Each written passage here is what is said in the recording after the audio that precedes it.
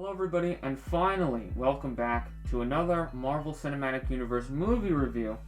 It's been 2 years, but here we are with the next movie. That is Black Widow, released July 9th, 2021, directed by Cate Shortland, starring Scarlett Johansson, Florence, Pugh, David Harbour, Rachel Weisz, and Winstone. I'm going to be talking about spoilers and stuff like I do with all my other movie reviews. I feel like just putting a warning here since the movie just came out, although there isn't really much to spoil here. And that sort of goes into my biggest concern with this movie that came true. And that is, what's really going to happen in this movie? For those who don't know, it's a prequel. It's set between Captain America Civil War and Avengers Infinity War. It's like sandwiched between two movies that are too close to each other. You can't really do anything with it. A lot of people bring up the fact that this movie came out way too late, and I agree. There should have been a Black Widow movie years ago. But not just that, but I think that the setting of the movie is also wrong. It should have been a prequel to the MCU. It should have just been in the past.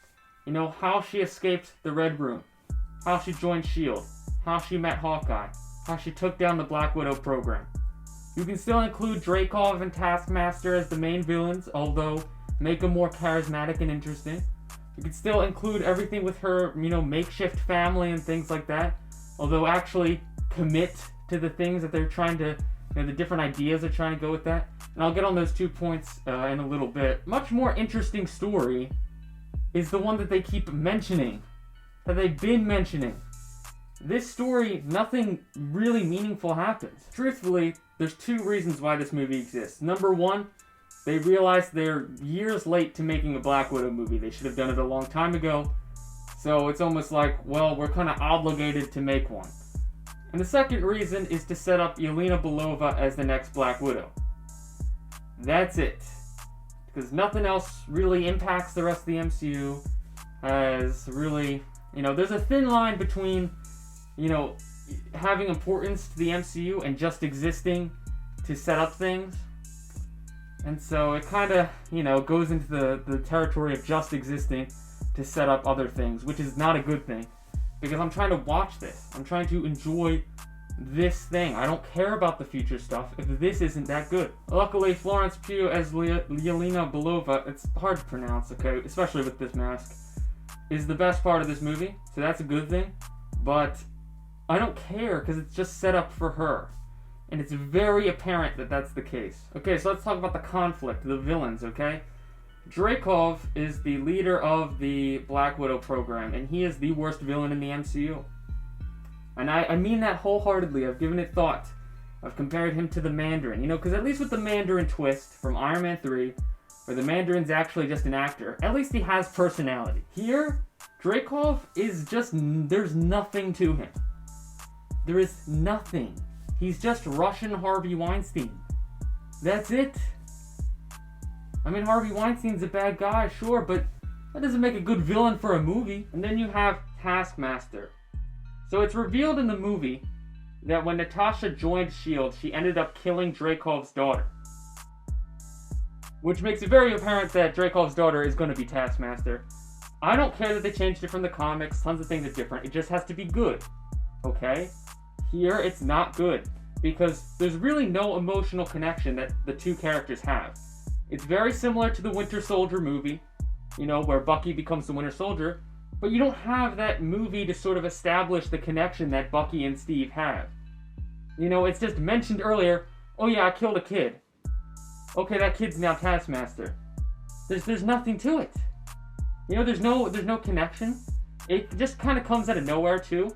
Because at least in the comics, Taskmaster, I'm not going to lie, is not the greatest villain ever. At least he has some cool powers, right? He's a good physical threat. He's got some personality. Here, Taskmaster is a mindless drone. They don't explain how she can mimic powers. Don't explain why she's basically a super soldier, unless I miss something. It's just a bad copy of the Winter Soldier. And, again, I'm not lying. Taskmaster's not the greatest villain ever, but they could have done more with it. And it just feels like another wasted villain. In 5 years from now, they're probably going to be like, oh, that wasn't the real Taskmaster. That was actually Dreykov copied Taskmaster. Here's the real one. He's going to join the Thunderbolts or the Dark Avengers. See, we know what we're doing. We planned this out.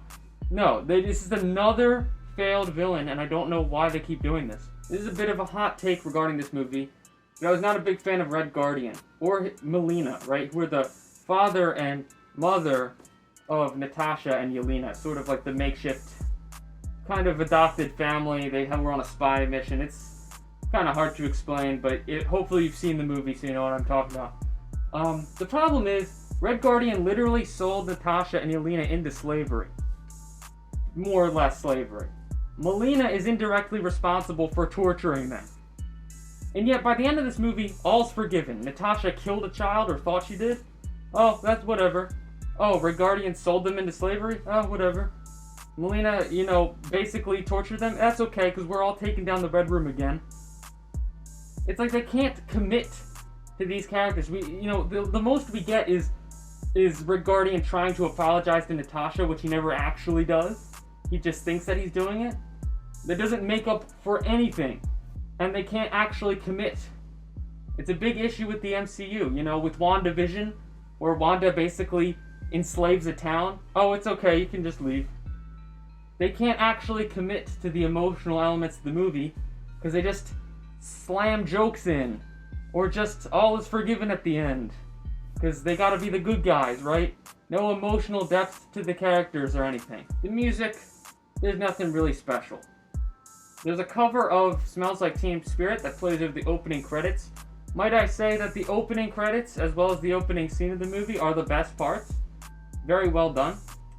But I think what's lacking in the music is a good theme for Taskmaster. There's no recognizable music. And again, comparing this to the Winter Soldier, he had a very recognizable theme that, gave a sense of fear and dread. Nothing for Taskmaster. It's just bland. So yeah, nothing really that special in the music. It's not bad. Another good thing I can say about this movie, because I did say that I liked the opening, is the actual cinematography. The actual shots and things like that, for the most part, look pretty good, and it's actually much better than a lot of the other Marvel movies, which look kind of flat. There's some cool looking stuff in here. However, the effects kind of bring it down. There's some noticeably bad CGI in here. For a movie that was delayed 2 years, I expected a lot more. A lot of characters are just really rubbery. And the biggest problem with the effects is the action. Alright, because the movie should be more like John Wick than Fast and the Furious. It's so over the top. Natasha gets slammed into so many things, so many rubbery looking people, flying through the air and stuff. By the end of it, there's a fight, while they're skydiving and there's soldiers, it's just so over the top when it should have been grounded and real. And that's kind of representative of the movie, I guess, too, because Red Guardian should be a very grounded character. They should have these emotional moments, but instead it's no, let's just have big action scenes and jokes. The MCU formula, as people say, is really apparent here, and it's not good for this movie. I'm going to give this my score of bad. It really is one of the worst MCU movies. It only exists out of obligation and to set up other things. This could have been a much better movie had they gone with the origin story route, but they decided to sandwich it in between these two movies, a time period where nothing can really happen. I mean, there is time that passes, but the character's in the same spot, so you can't tell any meaningful story that changes Natasha. And it's so late that I just feel like this should have just been released on Disney Plus, a year ago. But that's what I think about Black Widow. Maybe you've seen it and you think differently. Maybe you do think the same as me. I don't know why I said it like that. But that's going to do it. Thank you all for watching. Black Widow I wouldn't even say it's disappointing, because I didn't really have any expectations. It's just not very good. Reminds me of Iron Man 3 a lot, which is not good. But that's what I think. Thank you all for watching. Goodbye.